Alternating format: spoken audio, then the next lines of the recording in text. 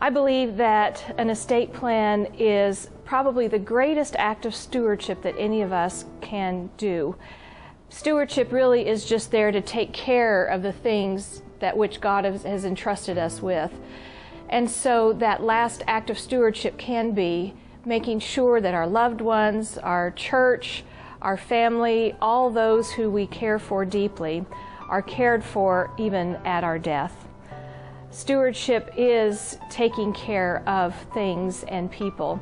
And what a great gift that we can give our children and our grandchildren by taking this last final act of property distribution and caring for all that God has blessed us with. When we think about putting together our estate plan, we have to remember that when we die, there's only 3 places our stuff can go. It can go to our family, our friends, loved ones that have been special to us and perhaps cared for us in our later years. It can go to everybody's favorite heir, Uncle Sam.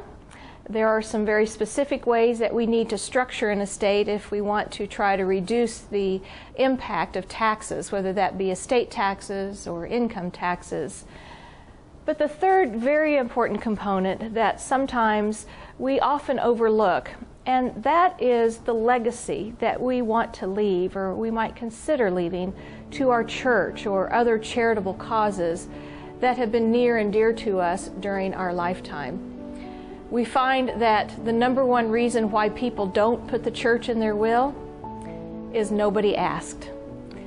And we need to not only remember the asking of others, we need to know that God is asking us. How will you remember your legacy, and how will you continue to support God's special ministry through your last will and testament? There are 4 very specific ways that a person can do that. Number one, of course, or the most important thing, is to talk with your advisor, your legal advisor, and to make sure the language that is put into the document is appropriate and that the church or the charity receiving that bequest will have the ability to receive that at your death. But 4 ways that we like to think about including the church. One would be just a specific dollar amount. So, I give and bequeath $10,000 to the First Christian Church. What we've found over the years is that the estate can have a wild fluctuation of value in the person's lifetime, to where it may shrink dramatically or be large in just an overnight whim of the market. And so maybe a specific dollar amount may not be the right avenue for a will. So the second thing to consider is what we call a percentage. If you think about in terms of what is the weighted value that you place on your children and grandchildren and other heirs, and what value would you want to place on your gift to the church or your charity? Well, what is that magical percentage that we have been taught to give to our congregation throughout our lifetime? That magical 10%, the tithe, the first fruits, the gift to the storehouse or to the temple that we read about in the Old Testament. We think then again, what about a tithe of our estate to the church? So a simple request that just says, I give the first 10% of my assets to my congregation, that tithe. A third thing to consider is what we call a child's share. We have found many examples over time and over the years of how a child's share has become a special way to leave a gift. And why is that? Well, if you think if you have 3 children, and you consider the church that 4th heir, that 4th child as it were, and to distribute the estate in equal parts, so 25% of the assets would each go to the children and 25% to your favorite church or charitable cause. Not only is the church getting a tremendous gift of a legacy that you have given them, but what about the benefits that you're giving your children?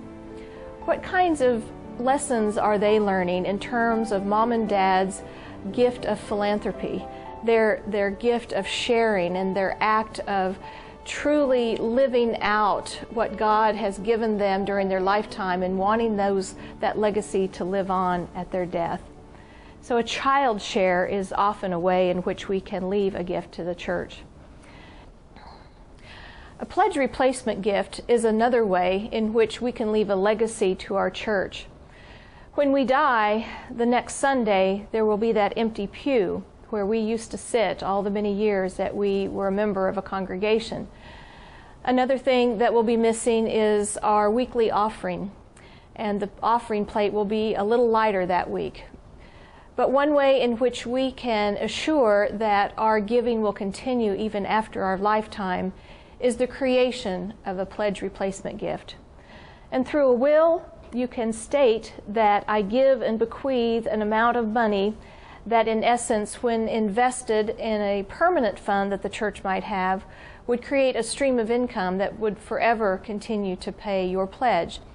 That money may go for a special project or for outreach or building maintenance, but your life and legacy continues to live on in the life of that congregation after your death. So let's say maybe each year you give $2,000 a year to your local congregation. To take that amount that you give and multiply it by 20 would equal an amount that you would direct your attorney to try to assure that the church receives at your death. So that amount, $40,000, and to direct the attorney to make sure that a gift of $40,000 flows to the church and into the church's permanent fund, and whereby then the income each year can replace your pledge.